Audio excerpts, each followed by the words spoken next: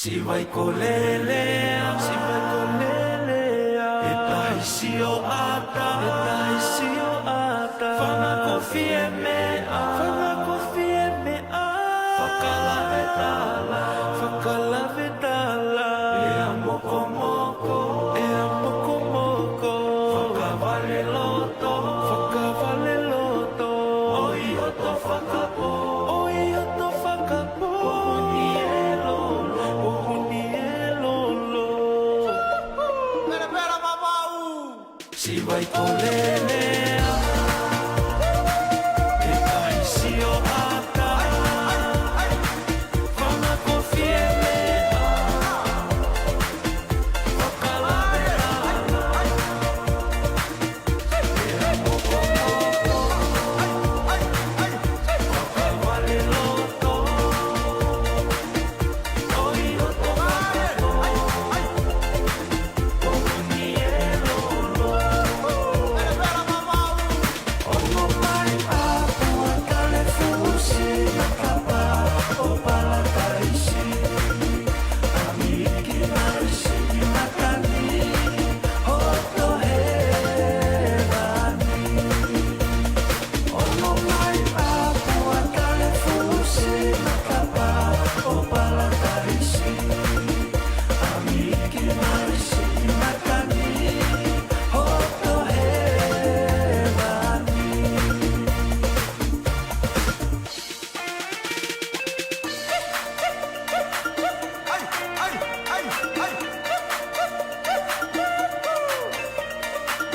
Topos for life, Honiara.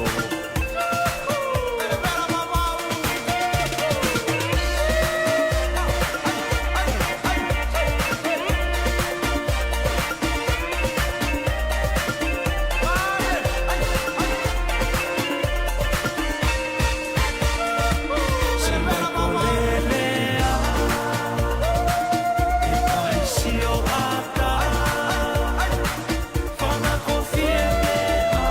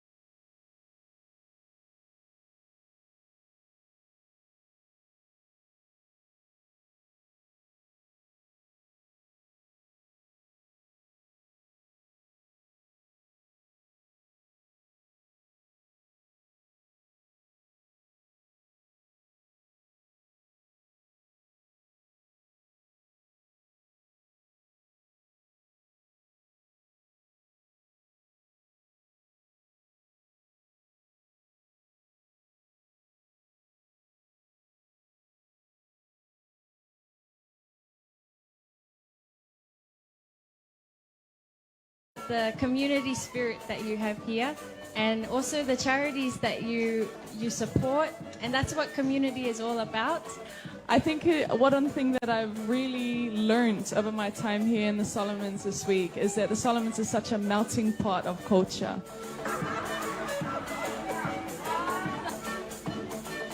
But thank you so much for having us. I'm really looking forward to eating and mingling with all of you. And it truly means everything. I thought American Samoa was known for its hospitality, but you guys might take the cake on this one.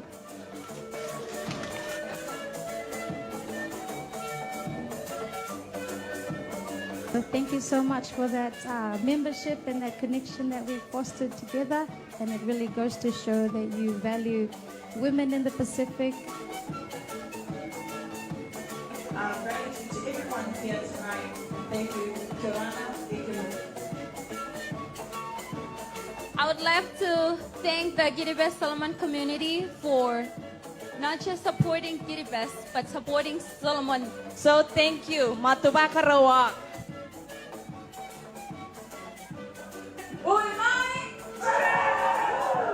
Thank you to Vance and Kiribati.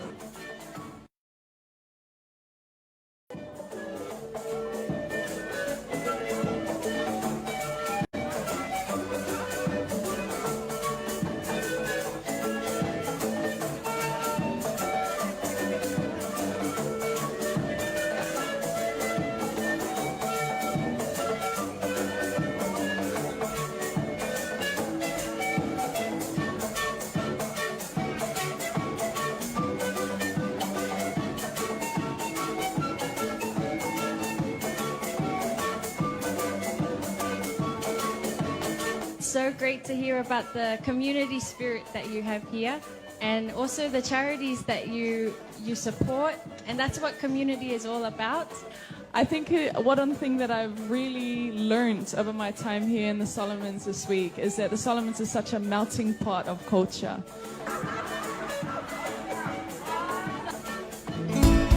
but thank you so much for having us. I'm really looking forward to eating and mingling with all of you.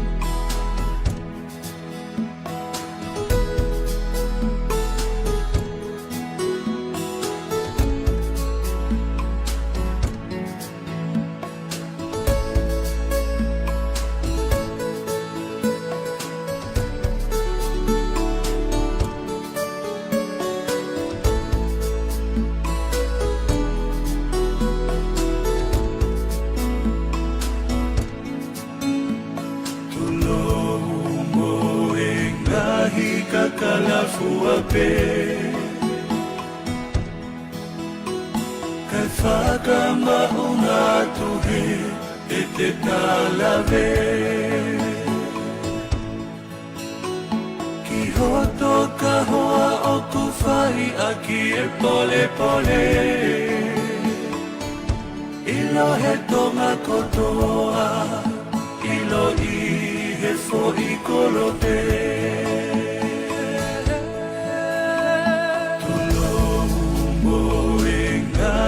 Kakalafuape Kai whakama unga tuhe e te kalave Ki hoto ka hoa o ku whai aki e pole pole Ilo he tonga kotoa Ilo I he fo I kolote Kuoka papuna e ika le hau e ata Tangi, tangi e fo I malau o e ta aki mo e ata O tumbo o mua Na alo ki he lomo lomo o e hau Ke whakame I te Lolo ahala e valu Tu'u ke tau O e mau ka malu e fiafi O toli matala he kakala fika uluaki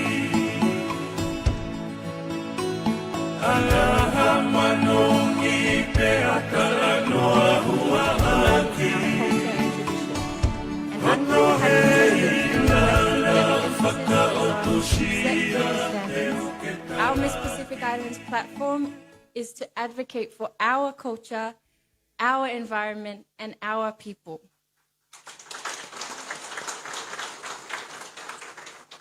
It is a cultural heritage platform that promotes the preservation for future generations, and it facilitates a space for our women leaders to be seen, to be heard, and to make a contribution. It has been humbling to serve as the current Miss Pacific Islands and a daughter of our Blue Pacific region, our one soul water, Blue Pacific continent. Our ladies today will be the voices of their islands, the keepers of their cultures, and our storytellers. And I welcome you all to the Miss Pacific Islands pre-pageant interview. Ladies, I know it may feel like the weight of your islands is on your shoulders right now for this event today, but I encourage you to take a deep breath, be calm, carry your cultures boldly, speak with the wisdom of your people that I know you've been brought up with, be fearless yet graceful in addressing the things that matter most to you and your people. You don't do this alone. You're not standing on the podium just as yourself. You stand there with many and you will be guided. So just know that everything's going to be okay. We are not defined by the smallness of our islands, but by the greatness of our ocean that binds all of us together today. Let us begin with that thought in mind, the strength of Pacific unity and the power of being one family. Before we head into the speeches and interview, we would like to begin with a word of prayer led by the committee director, Ms. Joyce of the Solomon Islands team. Thank you.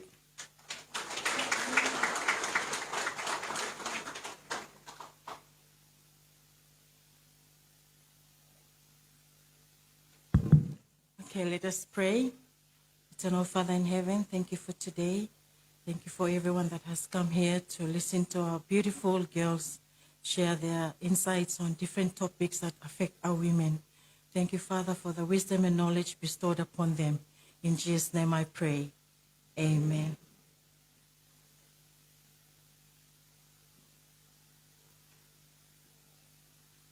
Thank you, Joyce.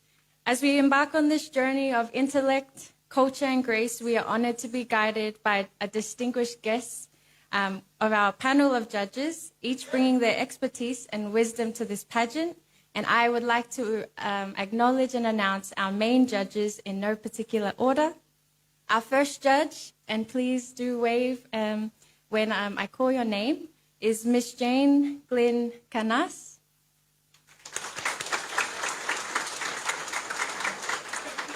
From Vanuatu, with years of experience coordinating the prestigious Hibiscus Festival and her work at SPC, Ms. Canas brings a wealth of experience in cultural event management and community engagement. Our second main judge is Mr. Jerry James Sopoi Tulangi Brunt.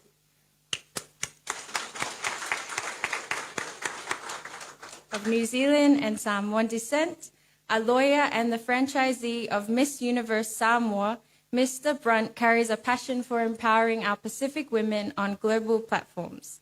His legal expertise and dedication to pageantry brings a wealth of knowledge to our judging panel. Our third judge, Jedida Korinihona.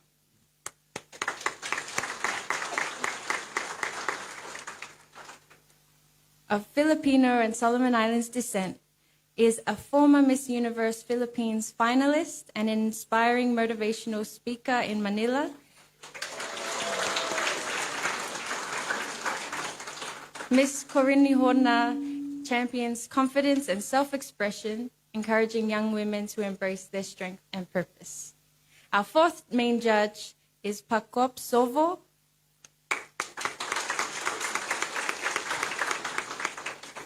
From Papua New Guinea, is an esteemed lecturer in education at the Pacific Adventist University.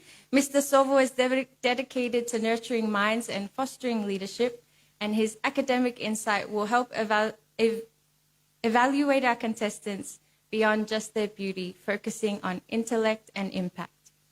And our fifth and final judge is Anna Akapi Serbis.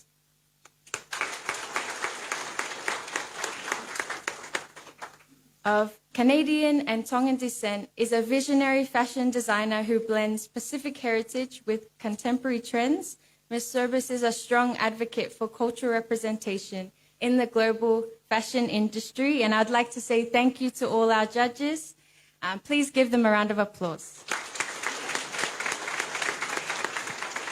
Next, we have our scrutineers. To ensure integrity, fairness, and transparency in our judging process, we are privileged to have the expertise of our scrutineers. We have Ms. Pamela Nausel from Solomon Islands, is the CEO of the Solomon Islands Accountants Association, ensuring the highest standard of accuracy in our scoring process. And we also have Clifton Mark of Solomon Islands. He is a financial manager at the Solomon Islands Ports Authority, dedicated to upholding accountability in all of our results. These are our amazing individuals that will help crown our next Miss Pacific Islands with honor and integrity. So please, one final round of applause. I would now like to call upon a Miss Pacific Islands Pageant Secretariat Representative, Ms. Tracy Wong Ling Warren, for the method of judging information for today.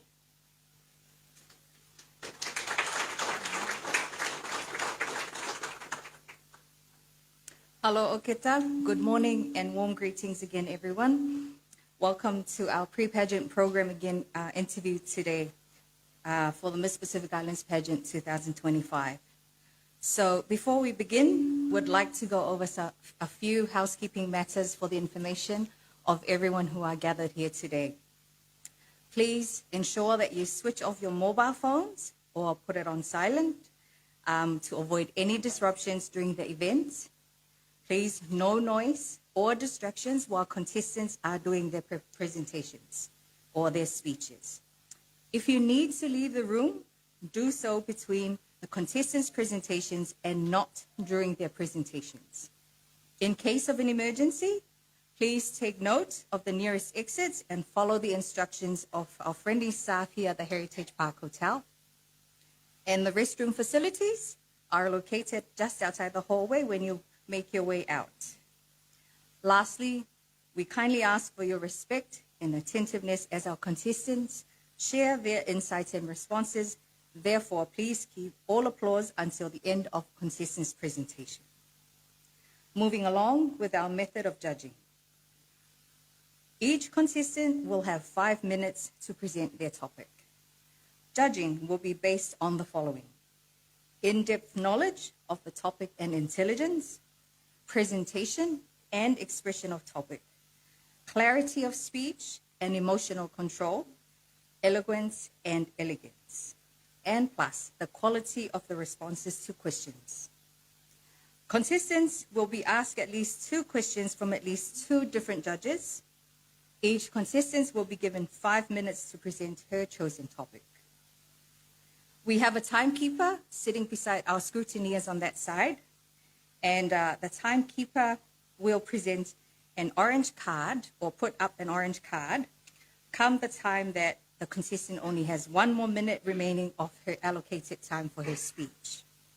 The red card stipulates that her time is up right there, and therefore points will be deducted if the contestants present over the stipulated time stated before.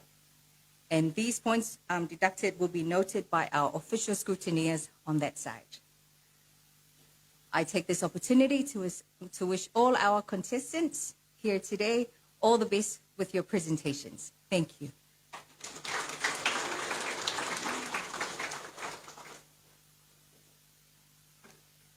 And now we begin the much anticipated part of today, the pre-pageant interview.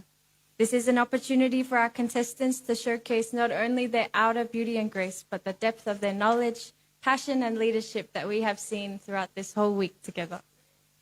Leading us into this segment is our first contestant, representing the host nation, the Solomon Islands. Please welcome Miss Solomon Islands, Elsie Polosovai.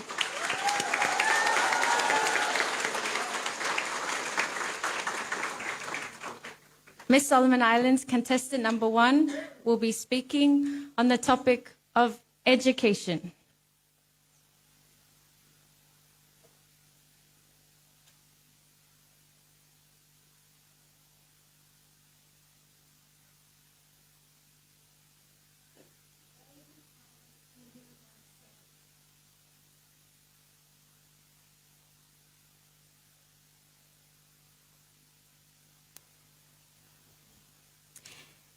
Dame Carol Kindu once said that education is not just a right, it is a pathway to resilience, innovation, and sustainable development for the Pacific.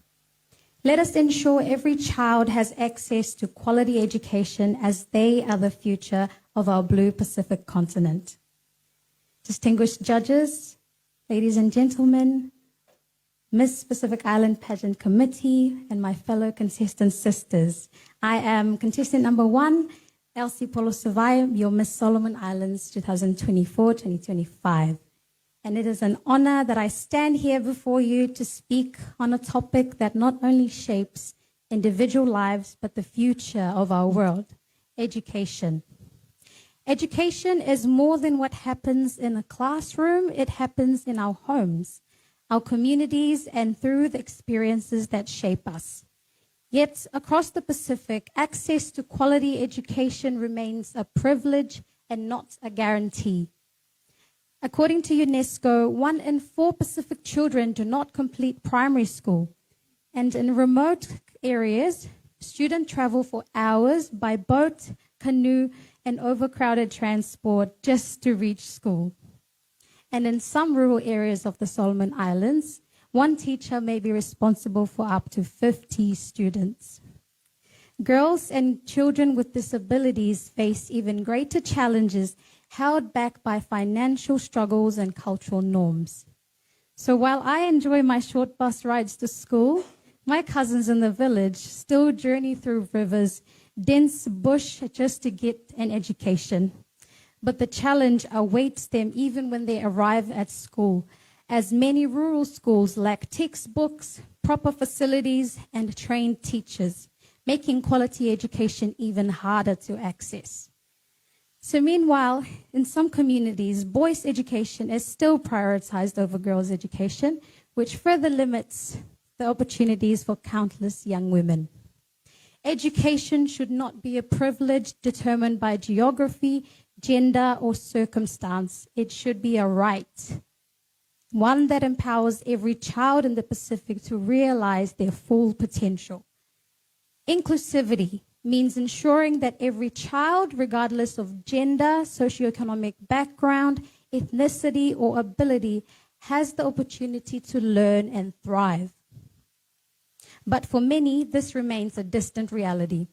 Children with disabilities in particular are often stigmatized and excluded from quality education. During a charity visit to one of the vocational training schools, I spoke with a student who shared how his disability has made him feel undervalued and often discriminated by his own community. And these are not just personal struggles, these are the barriers that hold us back as a collective to progress in our societies. So how do we break these barriers, and how do we make education truly accessible and inclusive in the Pacific? Number 1, invest in inclusive infrastructure. We must build more schools that are accessible to all children, including those with disabilities. But we also need to think beyond our traditional classroom. Mobile schools, online learning platforms, and community-based digital programs can bring education to students who face these barriers. During COVID-19, the SIBC News delivered school lessons via radio, and while in Fiji, there were solar-powered radios that brought education to remote villages. Innovations like these prove that true inclusivity means reaching every child, no matter their circumstances. Number 2, let's challenge cultural norms. We must dismantle barriers that limit girls' access to education. Providing scholarships, mentorship programs, and safe learning environments will empower girls to stay in school. As the saying goes, educate a girl, break the cycle, and power a sustainable future. Number 3, strengthen partnerships. Sustainable solutions require collaboration with government, organizations, and community. While UNESCO and UNICEF are doing a great job, there is still more work to be done. Education should go beyond the classroom. It should spark creativity, build critical thinking, and equip students with real-world skills.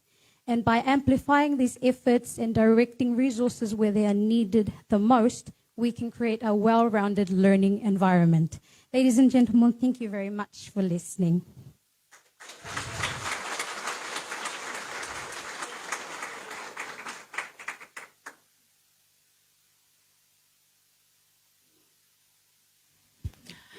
Thank you very much, Ms. Solomon Islands. Thank you for the beautiful presentation, very inspiring. My question for you is, you spoke of quality of education. How would you advocate for increased access to quality education in your community? Thank you very much. In my own community, how I would advocate is to provide more programs for trained teachers. One of my fondest memories of school is my teachers. I really loved my teachers, and something that my mom taught me is that you don't just pick out teachers from the street to come teach in school. These are people that have been trained over years to deliver lessons. So one way I'd advocate is to get more training to our teachers, quality training, so that they can have the ability to teach our kids to the highest quality that they deserve. Thank you.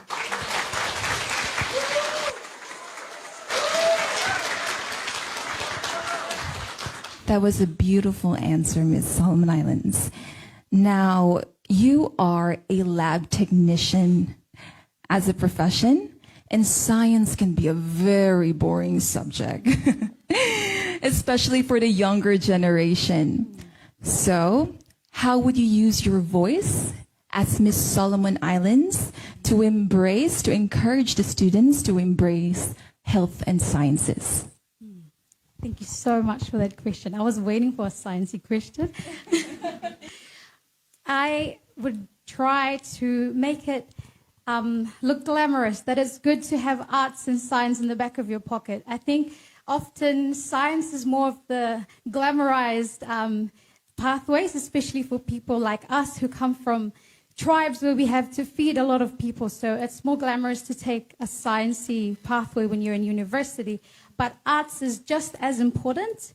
Arts and science should always go hand in hand, and I always try to make that known. I always tell people that, I do a little bit of acting on the side. I do a little bit of traditional dancing and that on the side on top of my lab tech work. So yeah, it's always good to make it look glamorous and make it look like someone can do two things at the same time and not just one. Thank you very much.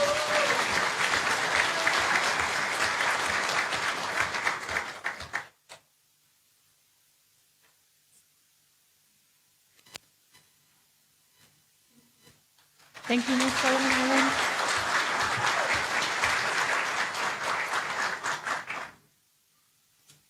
Thank you so much, Ms. Solomon Islands, for your insightful sharing about education and how it shapes our future. And thank you, judges, for your question.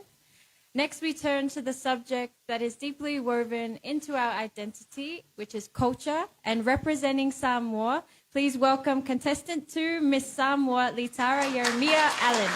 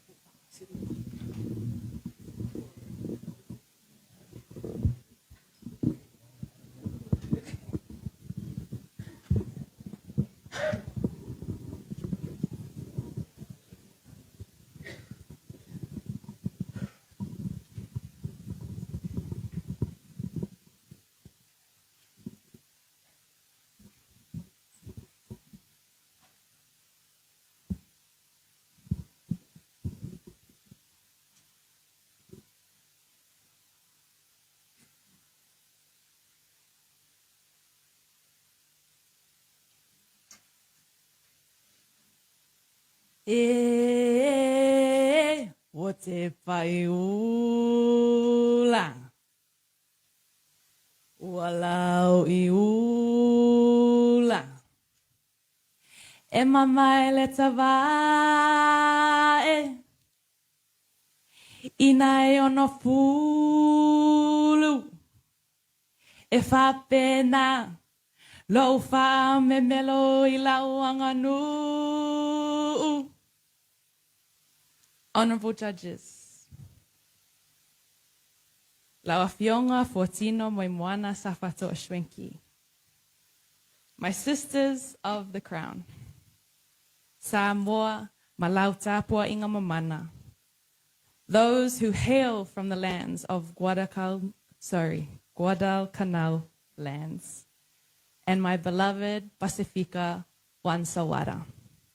I celebrate through the traditional Samoan chant today, which means just as the Tawai bird is cloaked in the glory of its feathers, so too shall I stand in the full magnificence of my anganuu and my culture. This is the essence of my topic today.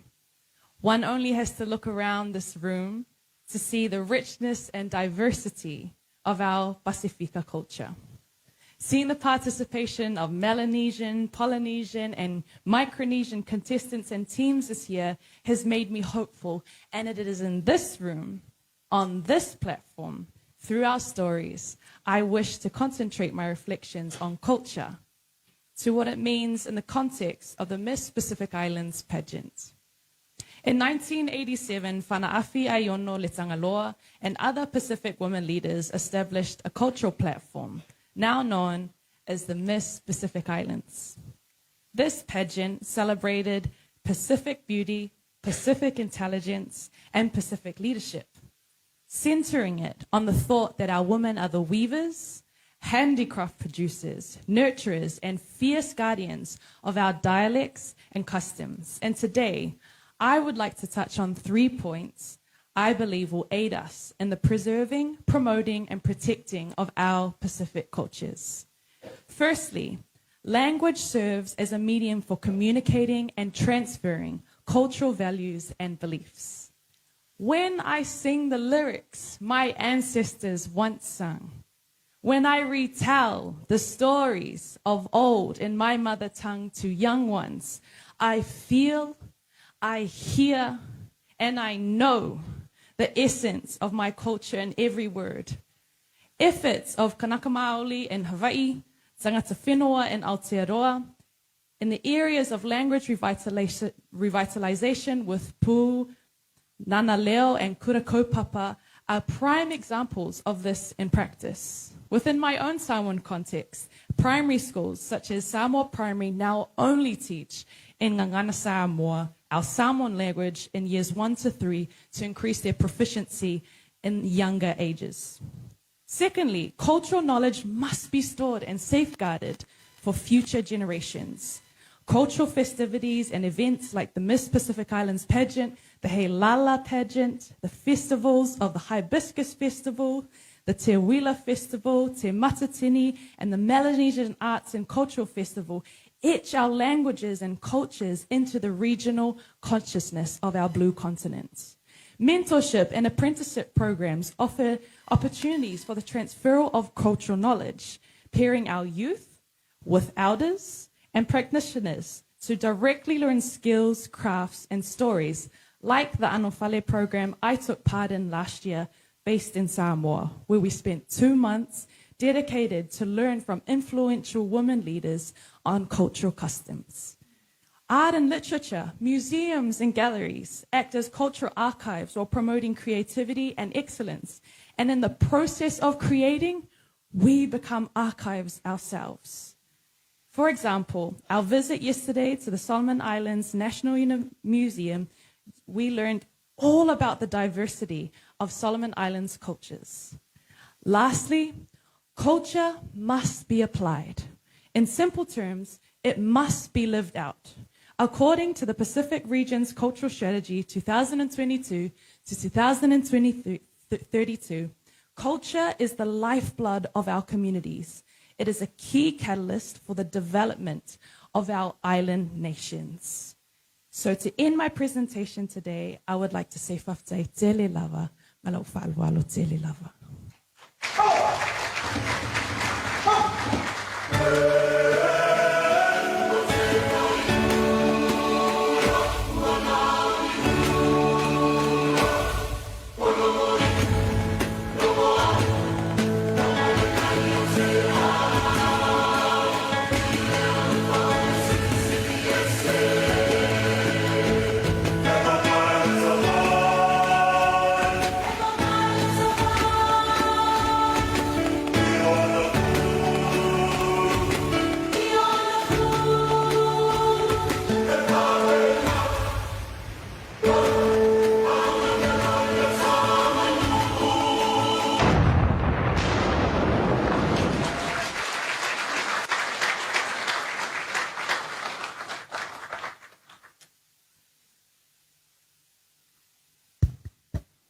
Testing. First time is Samoa. Very that presentation very much brought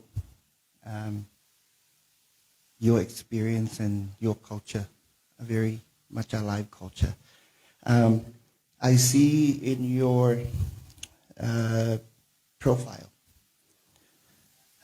you are a graduate with a Bachelor of Arts in Pacific Studies. And that reflected in the presentation that you presented this morning, so mahalo lava. My question is, how can culture affect our youth? How can culture affect our youth? Thank you very much for the question. It's a question that is always in the front of my mind as an educator. And I truly believe that in this day and age, one of the greatest, threats to the preservation of our culture is globalization. And often with the theme of globalization comes the want of our youth to be something other than who they are.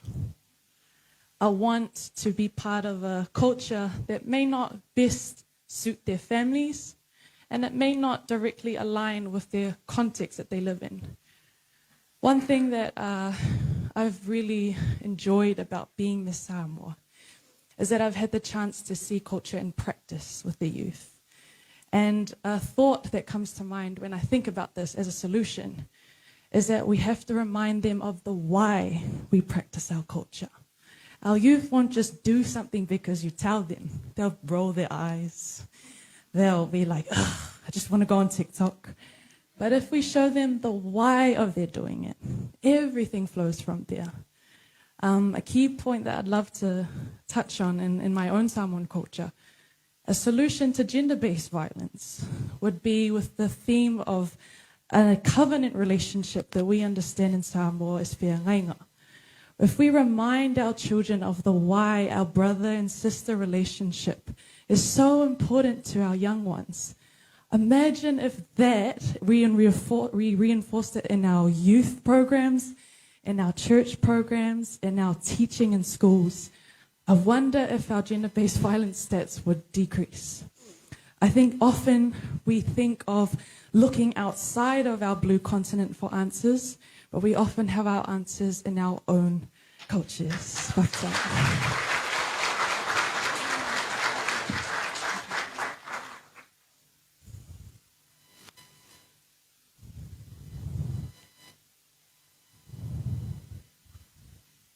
Thank you, Ms. Moore, for your response. You're contesting to become Miss Pacific and realizing the loss of tradition throughout the Pacific. It's alarming. If you become a Miss Pacific, where and what would be your priority areas to address the loss of tradition in the island communities of the Pacific? Thank you very much for the question. Some of the research that I put into preparing for this topic was looking at the Pacific Regional Framework, I believe, for culture, set for 2022 to 2032. And one of the issues that they highlighted was that the areas of lack in the area of culture preservation was funding.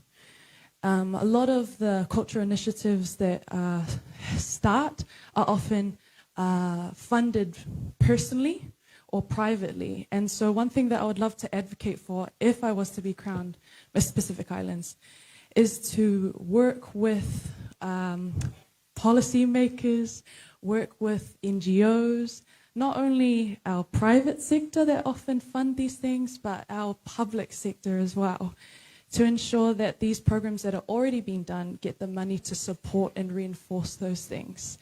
Again, I'd like to reinforce that idea, and we have a proverb in Samoa that goes, "If a fole alamea, ele alamea." It means that when you are spiked by a alamea kind of fish or a starfish, you must turn it over and it will suck the poison out of your foot. So the antidote for the alamea problem is the alamea itself, meaning that our solutions to our own problems are within our own communities. Taftai.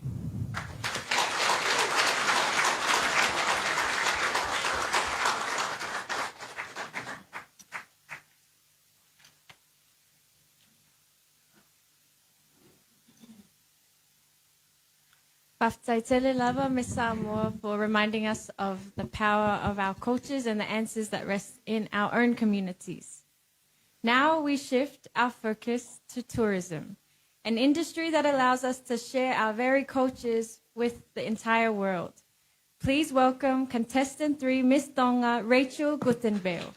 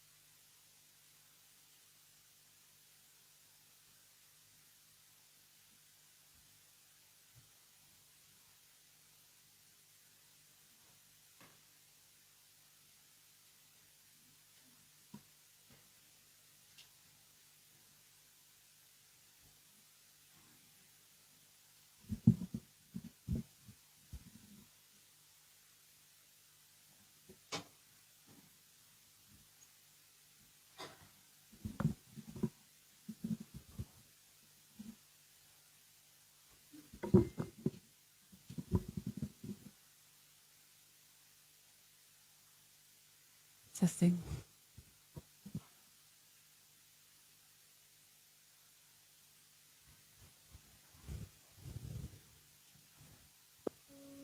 O kuiai haki whanua o tui o seni, na i kaike mau o tua. Na i masiva here lei, hallelujah, ko monu ia eni. Ma'aloila lei, I would like to acknowledge the presence of our Heavenly Father in our midst and all present here. Ladies and gentlemen, this is a national fair hymn akin to all Tongans. Its significance reminds us all what E Belihau Ofa has taught us well. We are a sea of islands and not islands in the sea. We are blessed beyond measures, though we have very little to offer, lest we lose hope. Today, I stand before you to discuss the significance of tourism in the Pacific and the critical role our young leaders play in shaping its future. Tourism is more than just an industry.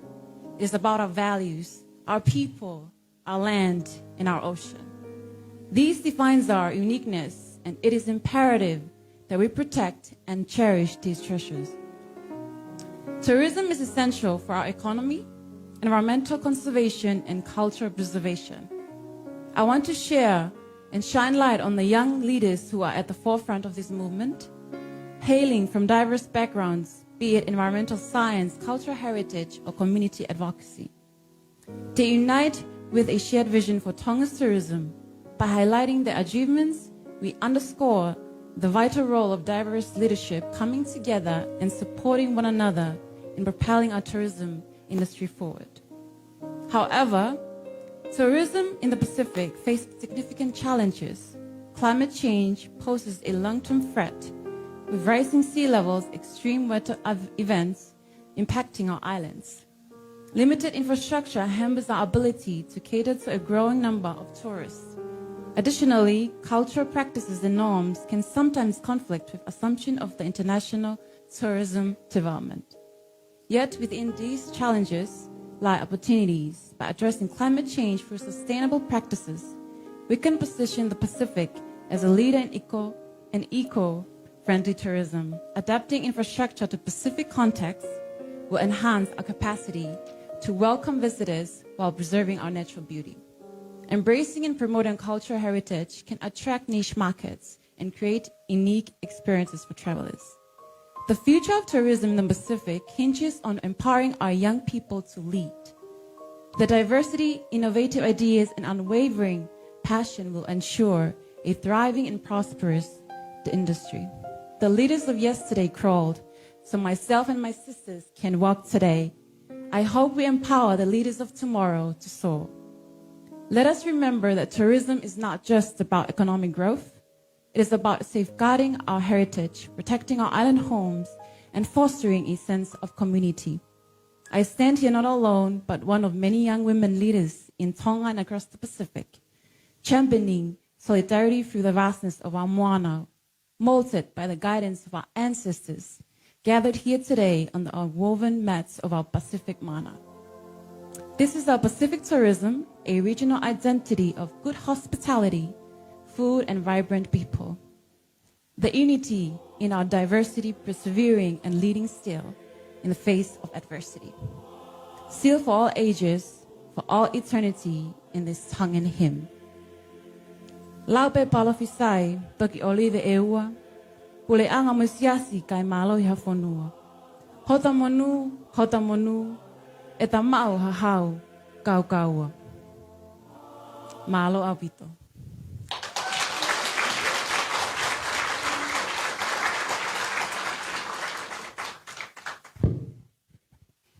Thank you, Ms. Tonga, for this lovely presentation on tourism. My question to you is, how can you empower our young people in preserving sustainable tourism? Thank you so much for the question. Working with the youth has been my passion. I think it's important that youth work together. I would like to collaborate, especially our young leaders who are sitting here today, so that we can work on programs, creating Delano sessions so that we can empower our young people to preserve and create sustainable tourism, especially protecting our environmental degradations, and also to emphasize unity so that we can work together to come up with initiatives and solutions, because their diversity and their opinions and their ideas matters. Thank you.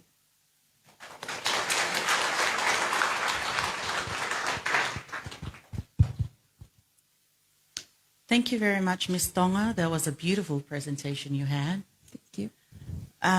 Ms. Tonga, if you are to win Miss Pacific Island, how would you promote the Pacific to the world? Thank you for the question. How will I promote the Pacific to the world? The Pacific is not just a vast ocean or a land of islands. It is about our cultural heritage, conserving our environment, and working with one another to protect our island and our people. Firstly, cultural heritage is important to us. It is our identity. And it is important that we work together to enhance and create awareness so that everyone is with us together. Just like Epeli Haofa said, we are islands of the sea and not We are a sea of islands. Sorry. We are a sea of islands and not islands in the sea. Second of all is fighting against climate action, climate disasters. And that means taking action matters. And this includes everyone, not only the youth, but all people around the Pacific. And lastly, I call upon our leaders, everyone, to work together as we march to create a better, resilient faith and dedication to stewardship for our country to thrive in the future. Thank you.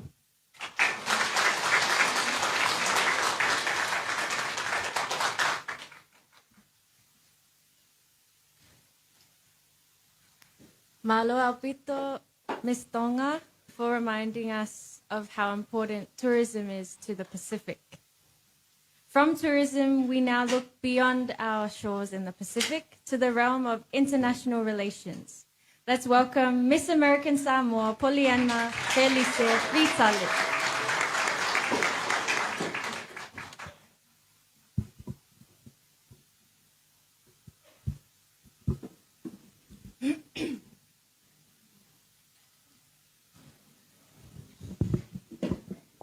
Test, test.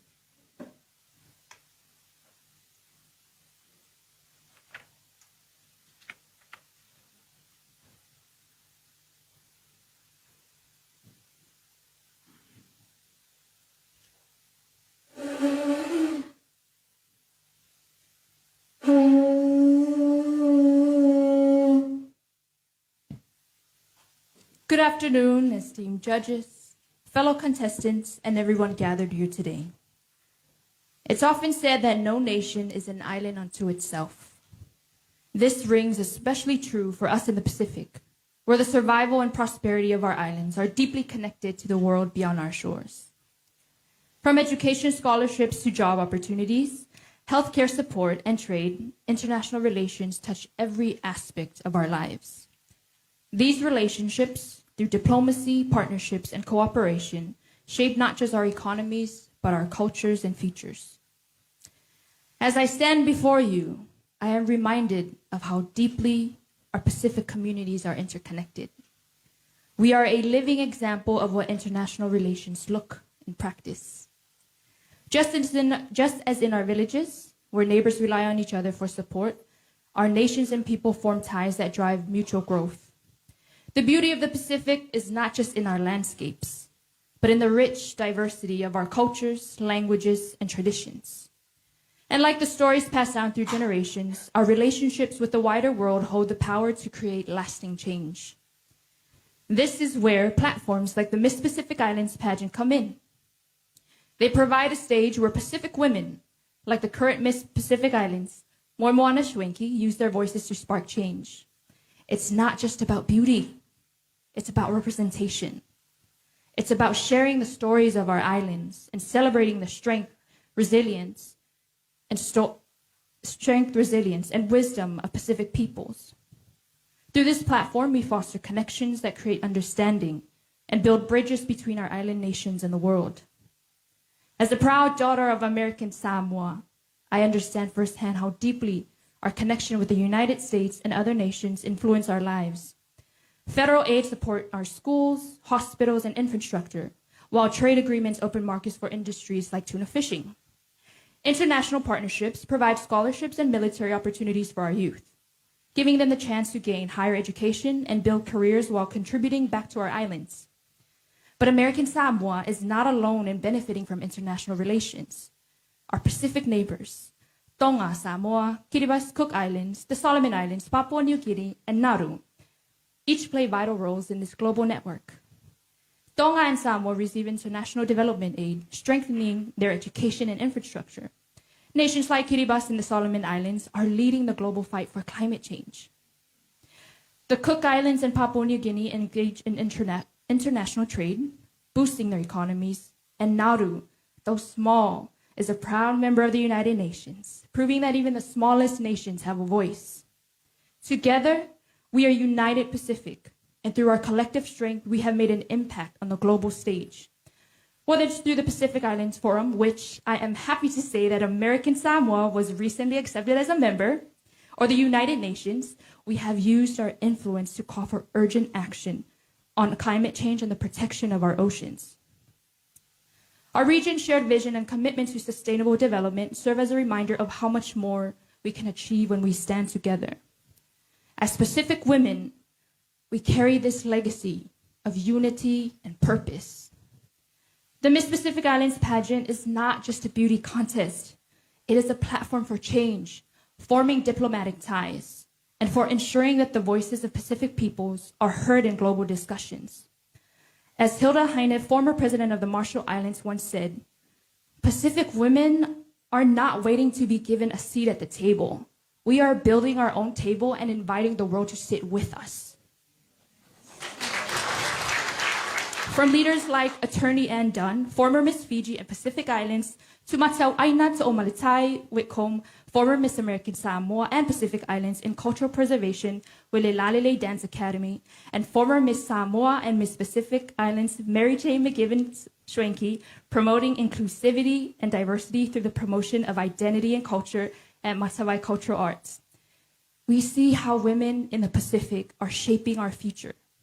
These are the trailblazers, women who carry with them the wisdom of our ancestors while pushing forth with strength and vision. In closing, let us remember that the call in our international relations is not just about politics or policies. They are about people. It is about us, our communities, our families, and the future we are building together. We are the voices of the Pacific, and through unity, diplomacy, and representation, we will ensure that our islands thrive for generations to come. Thank you, Faftai Lava.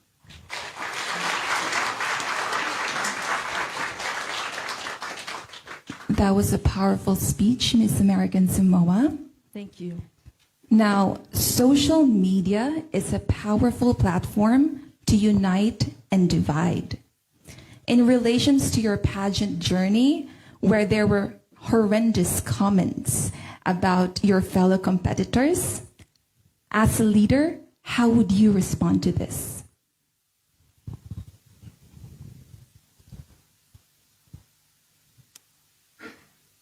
You know, it's so much that's out of our control on social media. And we can't really control the negative comments that come our ways, especially as competitors. But I would love to share with you all the journey that my sisters and I have had, regardless of the backlash or the negative feedback that we've been receiving online. I tell you, I just laugh at it because it's like me and my sisters get along so well. And I feel like the true essence of leadership is not entertaining the negativity. We let it blow with the wind.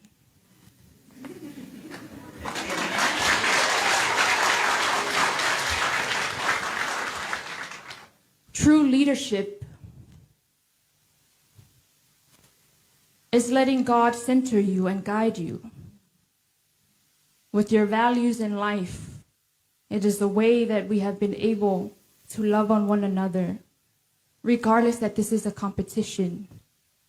I truly feel the bond that we have fostered is so genuine that we don't even let the social media noise get to us. Because as I've stated, it's much more than a beauty contest. This is about celebrating the diversity of our cultures and where we come from.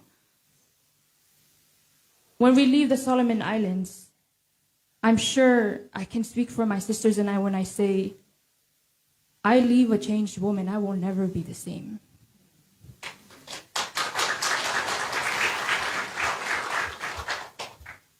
True leadership is walking in humility. And it has been so humbling learning from you all. And I mean that with my whole heart. I hope that answers your question.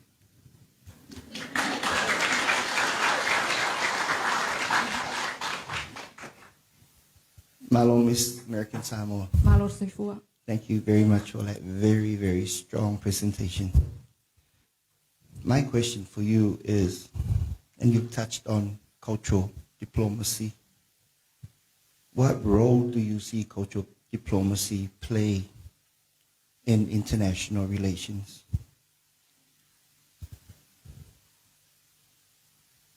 Cultural diplomacy in international relations, it's especially critical, especially to us as Pacific Islanders.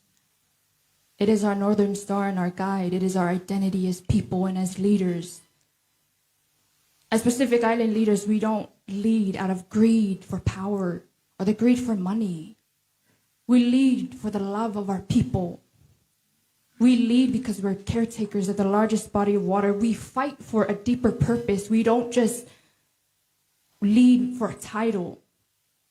Where I'm from in American Samoa, as well as my sister Litara, we share the same culture. We say that ole ala I le pule o le tautua. The way to leadership is through service. And I believe that is the way that most of our Pacific Island people lead. We lead with service and we lead with the heart of wanting change for our people. And not the money or the power or playing into the capitalistic way of life. That's not who we are. And that's why cultural diplomacy is so important. It is the heartbeat of who we are as leaders in the Pacific. Otherwise,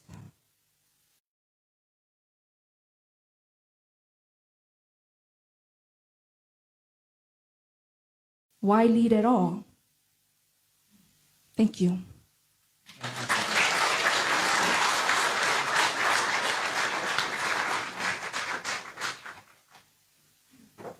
Just before we introduce the next contestant, may I remind of our housekeeping matters. We just heard a phone ringing at the back, so please, again, switch off your mobile phones or put it on silent mode. We do not want any disruptions while the contestants are having their presentations. Also, please keep all applause until the end of the contestants' presentation. Thank you.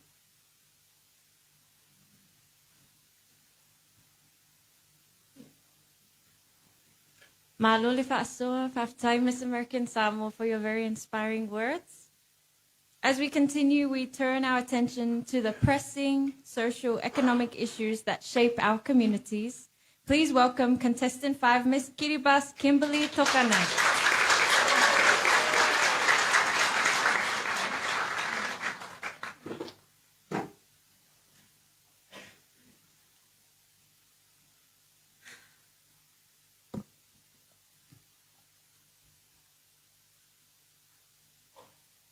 Leadership is not tested in times of comfort. It is tested in times of adversity. Honorable judges, my lovely fellow contestants, and ladies and gentlemen, Kamnapeni Maori and warm Pacific greetings. Our region is known for its beauty and cultural heritage, but it also faces urgent challenges that threaten our future well-being. Today, I want to highlight 3 critical socioeconomic issues: climate change and socioeconomic vulnerability, youth unemployment, and social inequality. These challenges affect real lives, and we need strong leadership and urgent action to address them. Our blue continent is at the forefront of climate change, with far-reaching consequences. Rising sea levels are eating away our precious lands, taking away the opportunity from people and families to grow food and earn a living. Intensifying natural disasters are destroying homes and businesses, setting back economies by years. Ocean warming is depleting fish stocks, threatening one of our biggest industries, fisheries. The economic impact is also staggering. The World Bank estimates that climate-related disasters cost us over $1 billion annually. But how can our small island nations recover when resources are already stretched so thin? This begs the question, how do we secure our economies against the crisis that we did not create? The answer lies in sustainable solutions like climate resilient infrastructure, economic diversification, traditional knowledge, and stronger regional cooperation to access climate funding. Without action, our economies will continue to suffer under a burden we cannot afford to carry alone. Like climate change, youth unemployment is threatening our future leaders. Our region has one of the highest youth unemployment rates in the world, with some countries like mine up to 60%. The formal job market employs only 20% of young people across the region. And when young people migrate for better opportunities, they leave behind their families, their communities, their cultures. This is an economic and social crisis. When people cannot find work, entire societies suffer. Poverty increases, crime rises, and hope is fading. But it does not have to be this way. We must invest in entrepreneurship, digital skills, and sustainable industries. Our young people are innovative, but they need tools and resources to thrive. Let's empower them, not just as workers, but as leaders and innovators who will shape our economic future. As we strive for stronger economies, we must not leave anyone behind. Yes, women, persons with disabilities, and rural communities face barriers that hold them back. Our women make half the workforce, but occupy only 6.4% of parliamentary seats, the lowest in the world. Persons with disabilities struggle to access education and jobs despite their talents. Rural communities lack basic infrastructure and economic incentives, limiting their opportunities. How can we expect strong economies if we do not include everyone? The answer is clear. We must break these barriers by ensuring equal access to education and decent jobs, support for women-led businesses and leadership programs, and better infrastructure in rural areas. Because an inclusive economy is a strong economy. Ladies and gentlemen, the challenges we face are immense, but so is our strength. By investing in climate resilience, we protect our economies from climate disasters. By empowering youth, we create opportunities that keep talents in our region. And by embracing diversity through social inclusion, we unlock our full potential. Our time for action is now. Will you wait for change, or will you lead with me? Kamdapa, and thank you.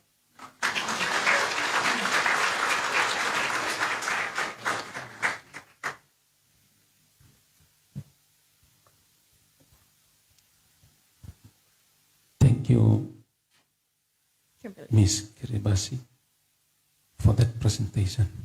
Of course, those issues are real and affecting the islands of Pacific. My question is, how do you see traditional knowledge as a way of addressing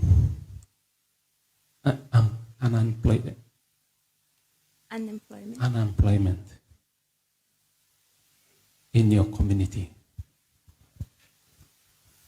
Can you repeat the question one more time, please? Pacific would like to preserve its culture, and how do you see tradition as a solution to unemployment? Lovely question. Thank you.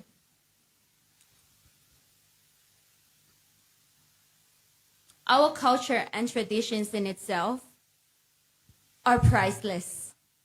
And there are skills there that have been in our generations, in our way of life since the beginning of time. Our ancestors have made it this far, and if we use the skills that our ancestors have taught us, it will give us the opportunity to create our own entrepreneurships, or create our own businesses.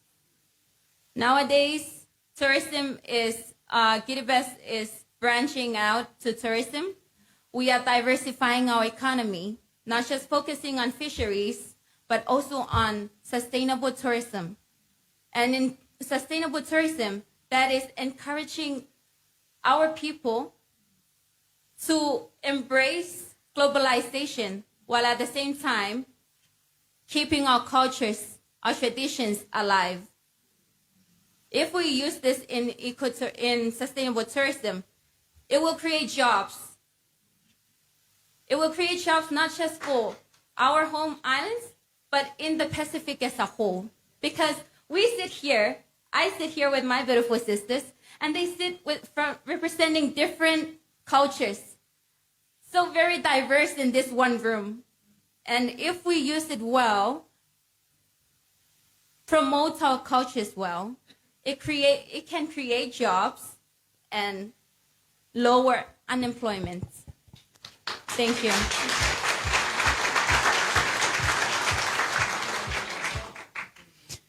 Thank you, Ms. Kiribati, for a very good, excellent presentation. Actually, my question to you was asked by my fellow judge, so I've got to quickly come up with another question. If you are crowned the prestigious title at the end of the week, how do you intend to work with youth in the region in combating social inequality?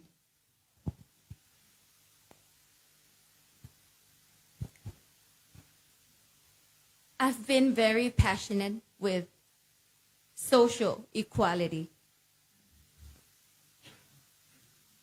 This is an emotional topic.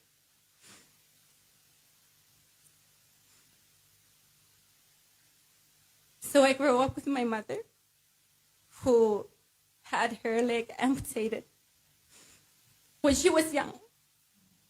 And I grew up and I didn't realize that people with disabilities were discriminated against, because my mother was a strong one. She fights for her opportunities.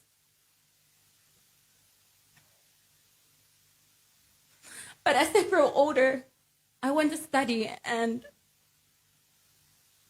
people are different.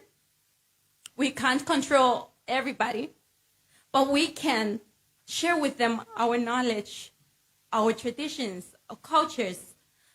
And I realized that children, youths, especially those with disabilities, are often forgotten about. And then there are reports written about them. There's a saying, nothing about us without us. And I believe if I get blessed with this title at the end of this week, I would love to work with people, continue working with people with disabilities. I'm actually employed at the only NGO for people with disabilities in Kiribati. And I would love to promote and advocate for their rights. A lot of countries, including Kiribati, have ratified the Conventions on the Rights for People with Disabilities. Since 2013, there are movements towards protecting their rights and encouraging children with disabilities are not forgotten about. There is a school for children with disabilities, and there are programs that allow them to join public schools. However, there is always room for improvement. Infrastructure needs to be improved for people with disabilities to work and to live on their own independently, as we do, people that we have all our limbs and can function like my other neighbors. I apologize if that offends anybody. But I'm sorry, I'm taking the time. But if I become Miss Pacific Islands, there's a whole lot to feel after Miss Moimoana. She's a she got big shoes to fit in. She has demonstrated a lot of youth inclusivity. But if I were to become Miss Pacific Islands after her, I would continue her legacy. I would continue her work. She's doing amazing. And I would love to work more with people with disabilities and people in the outer islands. Sometimes we forget about them, and I would love to have the opportunity to work with them. Thank you so much.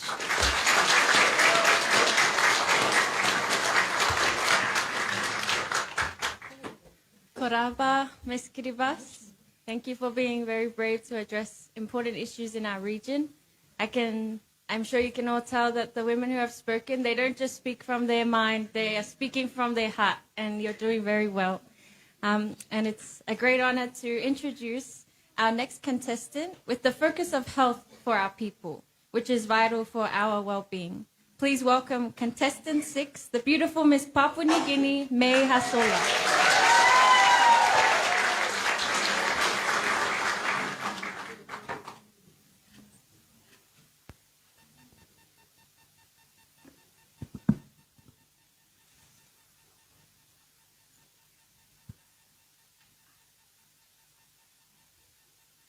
Ura, ura, ura! Hey, hey!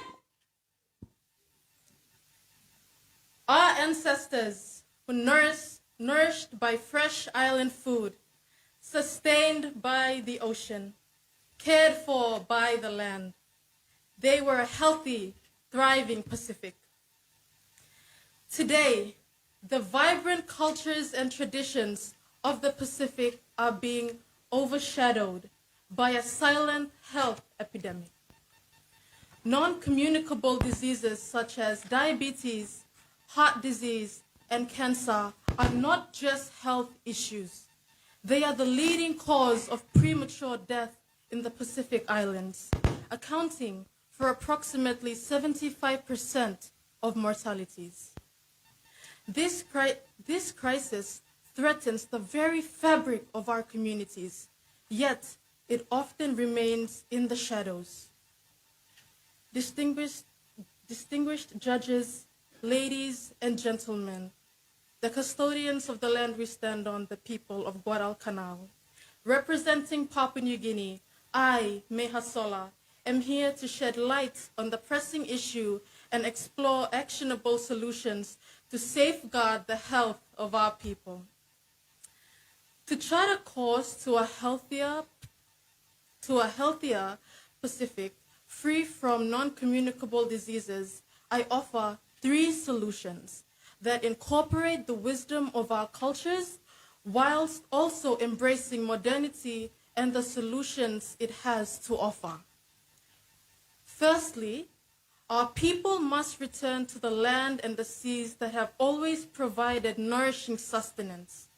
The increase in non-communicable diseases is largely due to a high consumption of processed foods high in sugar, salt, and unhealthy fats. In an article published by the World Health Organization titled Food Systems, a powerful tool to prevent non-communicable diseases, by the WHO, called for people to observe a balanced diet and consume healthy food that is not harmful to their bodies. But healthy eating is nothing new to the Pacific. It has been our way. We have simply strayed the path. Whether it is taros in Samoa, the abundance of yams in the Solomon Islands, or lobster in Kiribati, let us return to the land and the seas that have always provided nourishing sustenance for our people. Secondly, our people must make healthier lifestyle choices, recognizing the importance of being physically active. Sedentary lifestyles have become too common, increasing the likelihood of non-communicable diseases. An article published by Harvard Health titled Exercise and Fitness stated that regular exercise every day is the single most important thing you can do for your health, as it decreases the likelihood of non-communicable diseases. Again, physical activity has always been part of our cultures, whether it is the canoe racing in Tonga, such as the futasi, or island cricket in Vanuatu. We must encourage our people to be more physically active. This could be done through community sports or the use of local recreational facilities.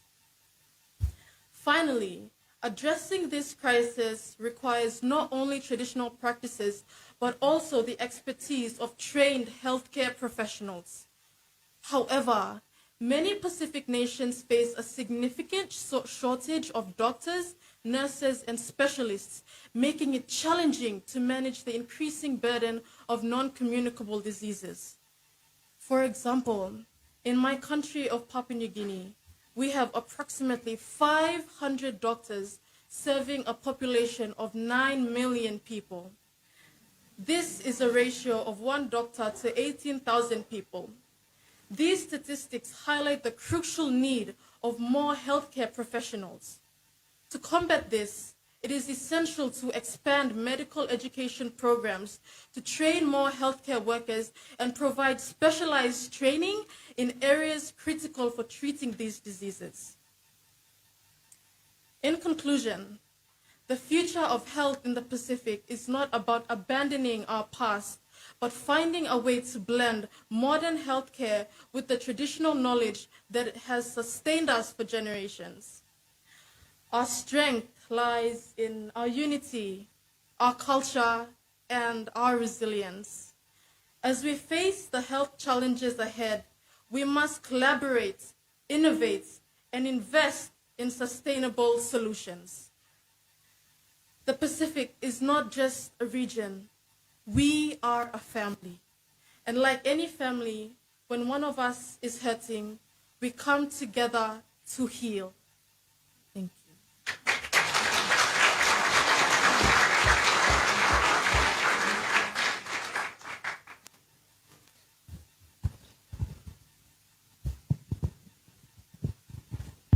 Thank you very much, Ms. PNG. That was a very strong presentation. My question for you is, how does climate change affect public health in the Pacific Islands? Thank you for your question. It is a fact that climate change highly affects our Pacific Island nations. In terms of health, climate change has affected the food that our Pacific Islands have access to. In terms of this, we have certain practices that are being done by different Pacific Island nations to combat this. For example, in Kiribati, because of how climate change is affecting their soil, they plant cover crops. So these crops, they gain nutrients from the air, and they put back into the soil the rich nutrients that is needed for good food growth and food production and high yield. After planting cover crops, they then plant corn and other food that can help sustain them. We can learn something from the island of Kiribati. Though facing climate change and facing food shortages, they have found a way to overcome this. I believe our different Pacific Island nations can also learn from this and incorporate it into their own countries to the specific problems that they are facing, learning from Kiribati. Thank you.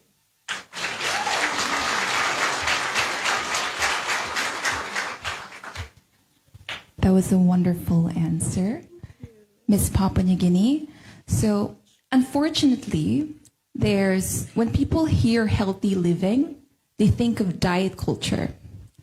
And today's generation of diet culture can be alarming and harmful.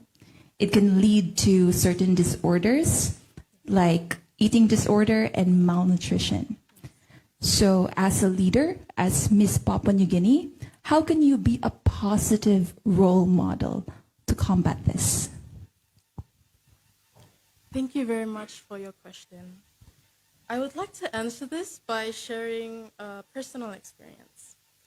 So, before entering the Miss Papua New Guinea pageant, I was a really big fan of cake and lamb flaps and all the junks you can think of.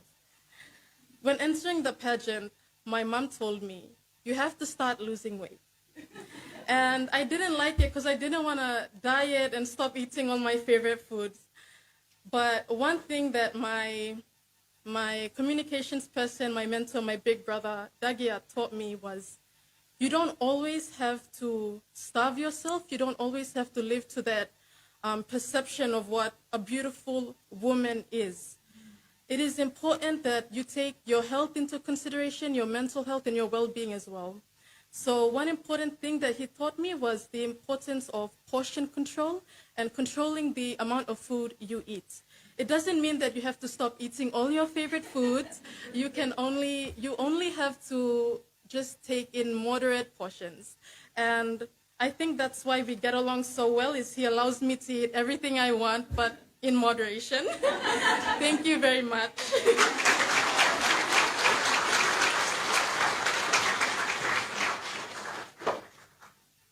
Thank you, Tomas, Miss Papua New Guinea, for that beautiful and very relatable presentation and your answers. From health, we now move into a domain that keeps our youth active and inspired, which is sports. Please welcome contestant 7, Miss Naero Chale Teye.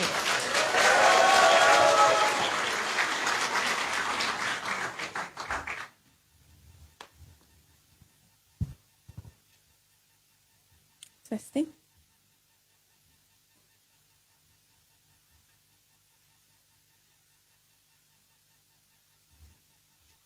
Good morning, panel of judges, pageant organizers, pageant contestants, ladies and gentlemen. My name is Shale Andriana Deye, and it is an honor and privilege to stand before you today and speak on a topic that lies at the heart of our Pacific identity, which is sports. I am pleased to inform you that recently on 31st January, my island of Nauru celebrated 57 years of independence. And our president, His Excellency David Adiang, announced that this year's theme is youth and sports, which is very fitting for my topic. In my home nation, we are proud of our deep connection to weightlifting and powerlifting. Our athletes have shown time and again that size does not define strength. And through dedication, discipline, and determination, we have been able to excel on regional and international platforms, from lifting iron to lifting the spirits of our people. While we celebrate diversity in sports, we must also recognize and honor the invaluable contributions of Pacific women in sports. Too often, the strength and achievements of our female athletes have been overlooked, yet they continue to break barriers, inspire future generations, and bring glory to their nations. From gold medal winning lifters to women's rugby champions and trailblazing netball players across the Pacific, our women have proven they belong on the world stage. Their resilience, determination, and ability to balance cultural expectations while pursuing excellence in sports make their achievements even more inspiring. We must support, encourage, and lift up our women in sports, ensuring they receive the same opportunities, recognition, and respect as their male counterparts. When women succeed in sports, they empower communities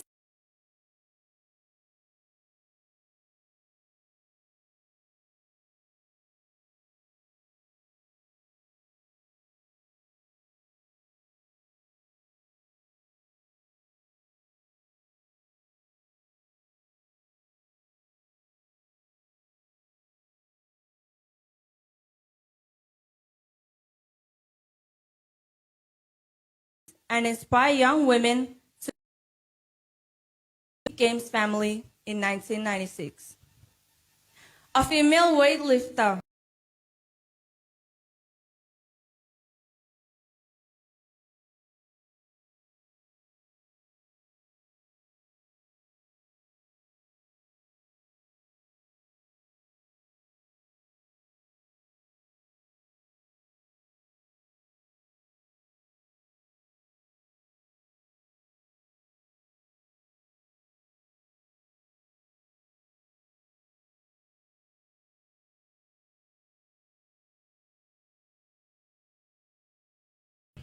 Family not safe.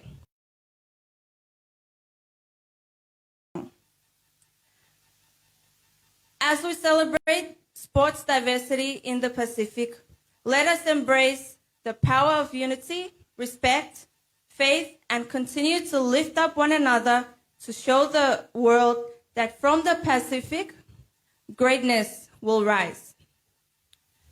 You might find it hard to believe that a woman of my elegant and slender figure would have been involved in such a high-intensity, muscle-engaging, explosive sport such as weightlifting.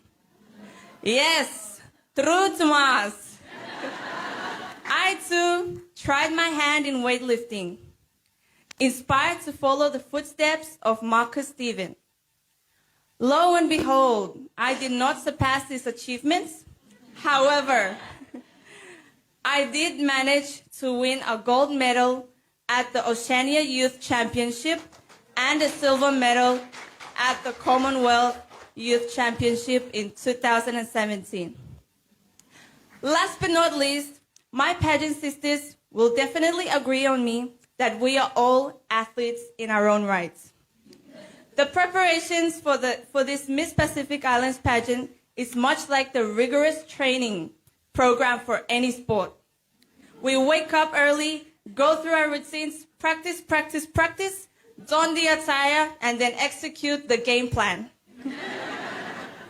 On that note, I encourage you all to exercise, engage in sports, and stay healthy. Matubakar, thank you, Tomas.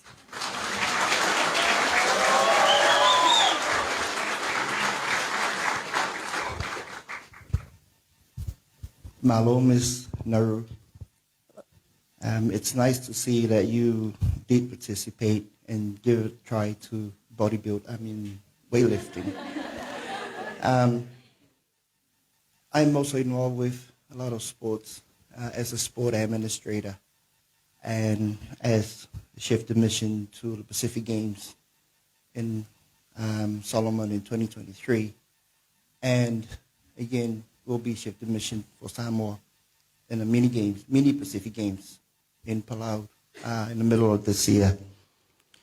Now, if you were crowned the Miss Pacific Island this year and using that platform, what would you do differently to attract more female athletes to participate in the mini Pacific Games in Palau? What would you do differently to attract more female participation?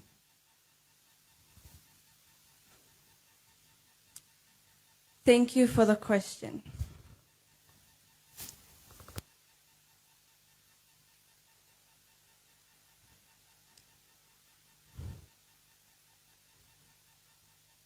I will just speak from my personal experience that in Nauru, we have women in male-dominated sports. Firstly, it will be a blessing to be crowned Miss Pacific Islands. And what I would do is I would share my knowledge from Nauru to all the other Pacific Islands. Because in Nauru, there's a lot of inclusivity and there are a lot of female athletes there. And maybe if we could showcase the successful athletes I think we could encourage all the other youth women to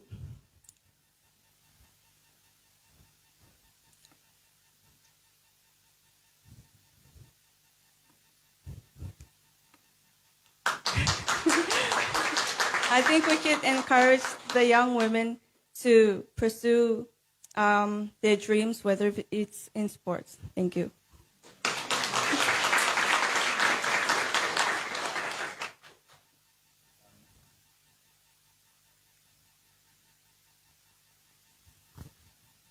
Thank you, Ms. Nauru, for attending to that question. We know that sports has value in it. How do you see using sport as a medium to promote values throughout the Pacific communities?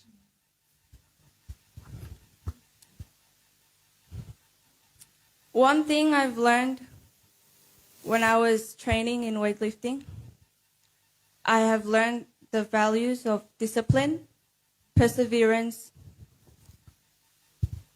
and teamwork.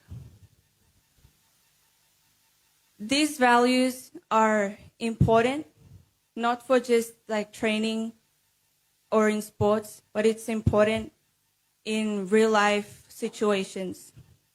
I'm blessed to have these values now. So I encourage the youths to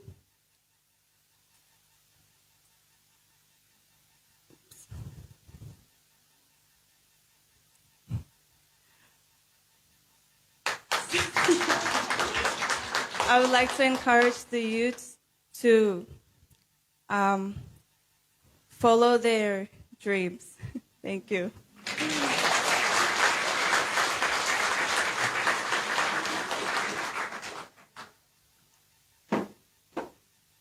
Tabuako, Ms. Nauero, thank you for sharing the wonderful initiatives in your own island home and inspiring all of us with your sharing today.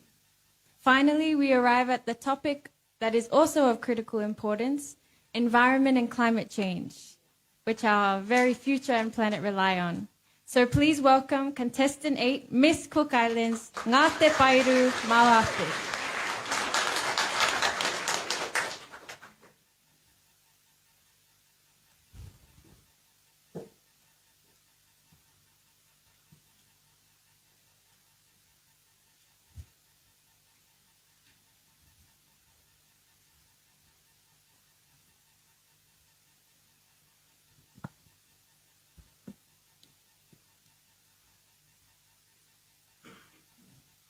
Ko ai teia e tākino kino nei i tōku takere moana. E tai aka ki. E ngaru atu paka. E pō ai oio. E aorangi kua mākitakita. E pō kere kere. Kua haue. Te inua, te akaroa. These are the words of my elders, and it says, who is destroying our ocean? Our waters are rising. The waves are stronger. The winds are devastating. The heavens are temperamental. The darkness has unfolded the tears of our ancestors. We must protect.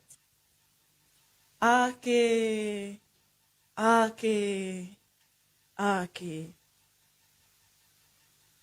Kia ora, ladies and gentlemen, distinguished judges, honorable board members, and, of course, my beautiful Pacific sisters.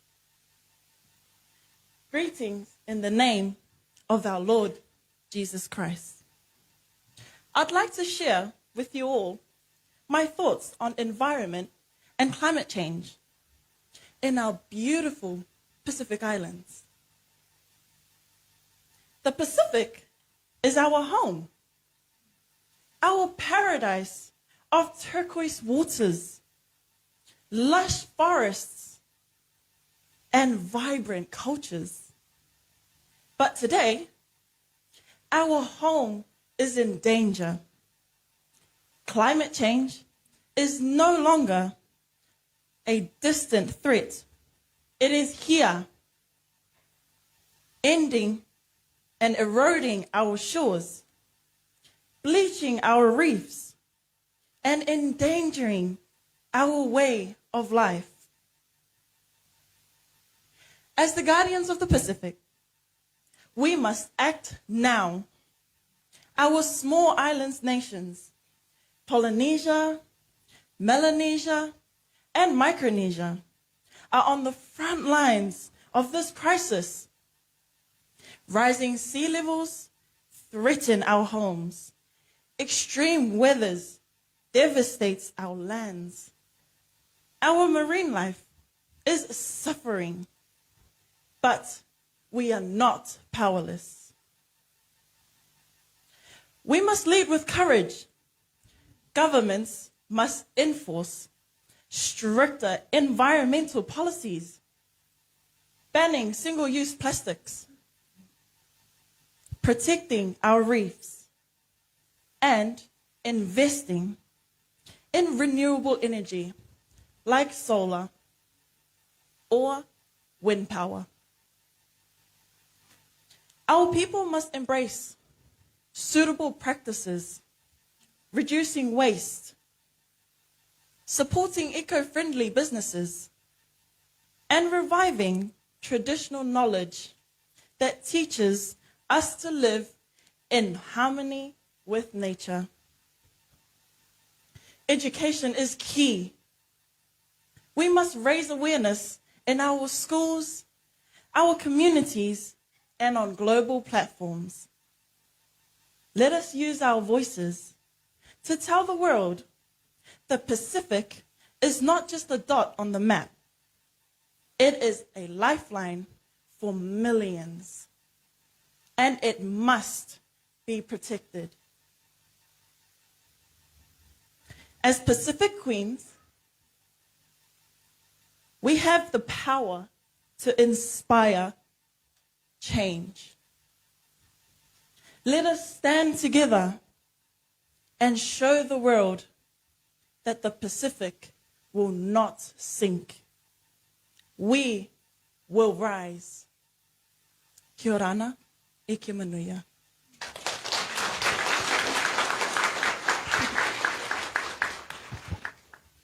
Thank you, Ms. Cook Islands, for this lovely presentation. My question to you is, the church or faith is entrenched in the lives of many in the Pacific. How do you see their role among the youth in the climate crisis, in combating the climate crisis? Thank you for the question. I believe that everything we do and Christ beside us, anything is possible. The value of faith would inspire many generations if we believe in the Lord.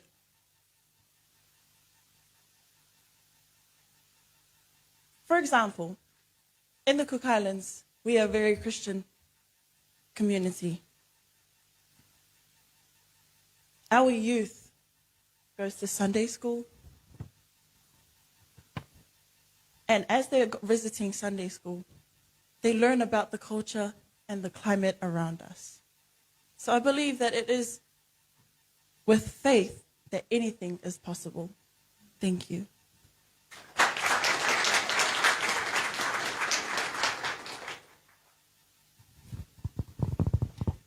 Thank you very much, Ms. Cook Islands. That was beautiful.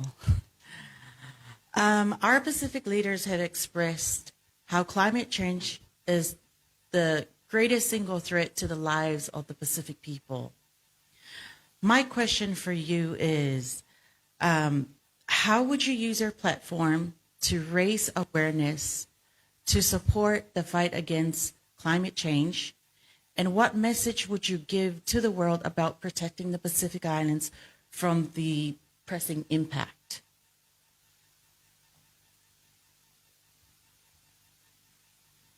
Thank you for the question.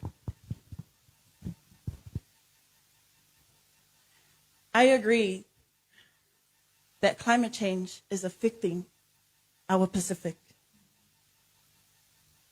One thing I would do in support of combating climate change is working along with our governments of the Pacific, using this platform to raise voices of our communities, our Pacific people, so that their voices are heard.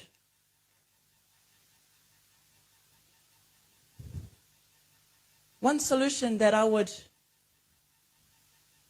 raise with our governments is to invest in solar panels or wind power, using renewable energy instead of relying on burning fossil fuels. This will eliminate, or it would reduce,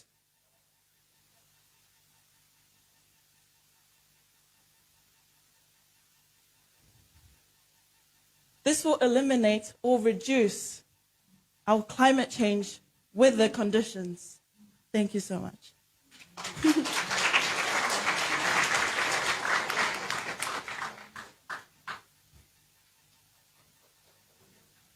Me takimaata, Miss Cook Islands, ngā te pairu for another inspiring presentation.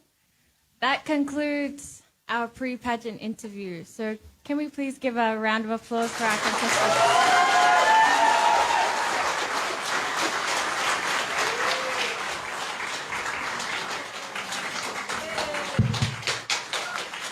Actually, I'll ask our ladies to please make a line in front of the stage. Elsie, if you could lead them just in front of the...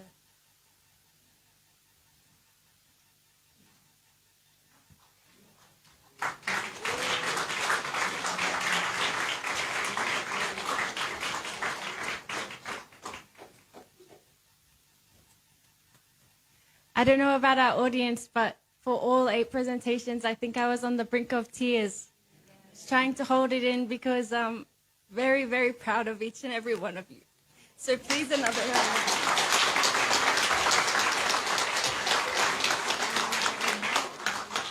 I think you've all poured your hearts into the presentations today, and we can tell that it's not just researched information, it's personal experiences, and it's hopes and dreams for all of your islands. So I hope you feel the weight off your shoulders now. That's one big event completed. And now we just have to focus on the pageant now. So I'm very, very proud of you. You're all testament to what our Pacific girls and women can look up to and aspire to. And I hope that everyone watching online and everyone watching right now can see how beautiful our women are when they're really supported and raised and nurtured with Pacific values and Pacific culture. And I hope and pray that everything that you've said today can be heard near and afar, from Solomon Islands to every corner of our Blue Pacific region, because it really is so important. So I want to congratulate each and every one of you for your sharing. You've really lifted my spirit today, and you've lifted a lot of people's lives. And I actually have a special gift for you before we conclude our pre-pageant interview section. It was actually a book, and I think everything that you've shared today, it was all of the thoughts and ideas that I had to put in this book, and it's releasing tomorrow. It's called I Love My Island, and actually some of your islands are included. Some of your islands are included in the book, and it's dedicated to our youth. And I think in every presentation, what the Northern Star and the guide is the future, and it's the future generation and our kids. So I want to give this to you so that you can read and ponder upon before our big events on Saturday. So I'll hand out to each of you, and maybe we can take a group photo with the book. And then I'll tell you to take a seat.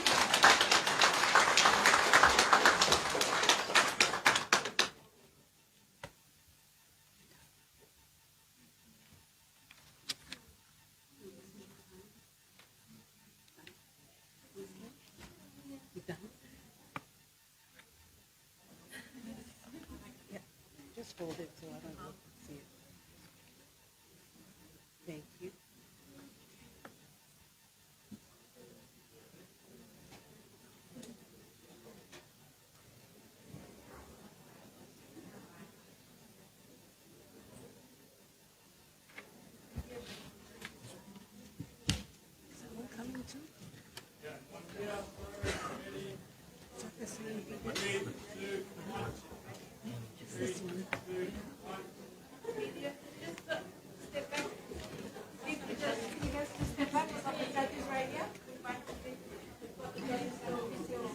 We're still deliberating.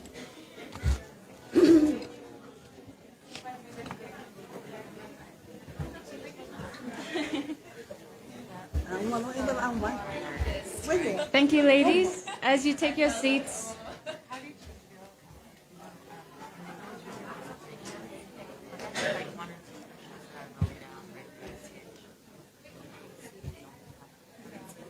as our ladies take their seats, I also would like to extend a big heartfelt gratitude and respect to our distinguished panel of judges. Thank you for asking questions that really engaged our beautiful sisters here to really think and share experiences not from only their island, but a lot of them shared things from all across our Pacific.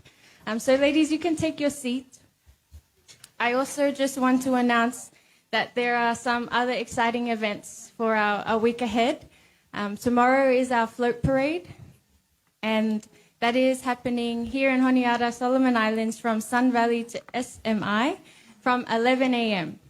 So that's a note to all people here in Honiara. Please join us tomorrow for our float parade and support our 8 beautiful contestants who will bring their culture here to Solomon Islands.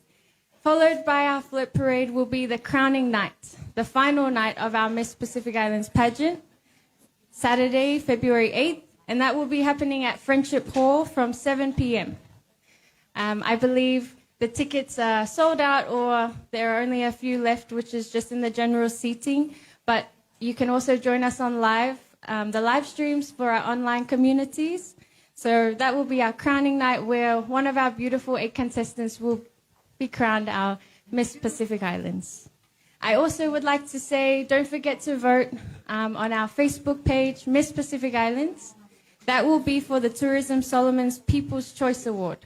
So it's not too late to vote for your favorite contestants or for all of our contestants, and that will go straight to one of the ladies being awarded the Tourism Solomon's People's Choice Award. Voting closes on Saturday 8th at 12 p.m. midday Solomon Islands time, so please react or like on their picture for your vote to count. That actually concludes today's event.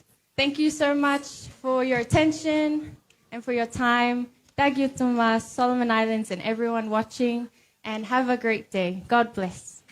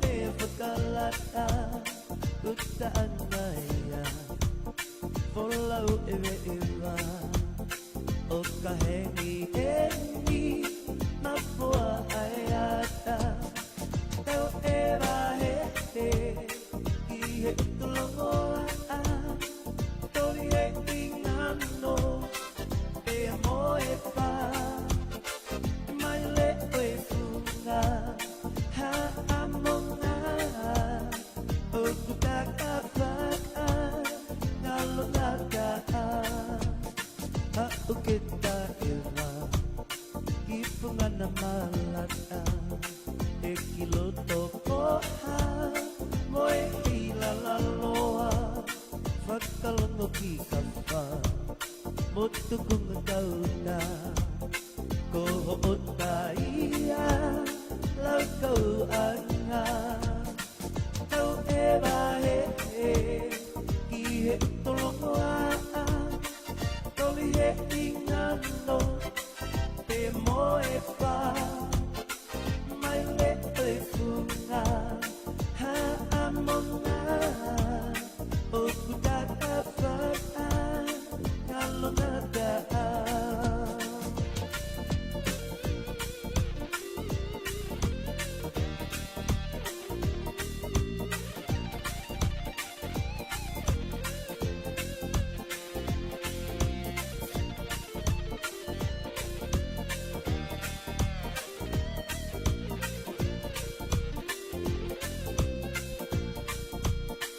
Angi e matangi Me he toa whapako Tuku ke ure a E kungalo toto Tali hawhikau Ki mohe o fo Koho o taia Whai wa whai manako Tau e mahe he I he tulongo a Toli e inano Te mo e wha Mai le e funga Ha amonga Au kuta a whara Ngalo nata a Tau e rahe he I he tulongo a Toli e inano Te mo e wha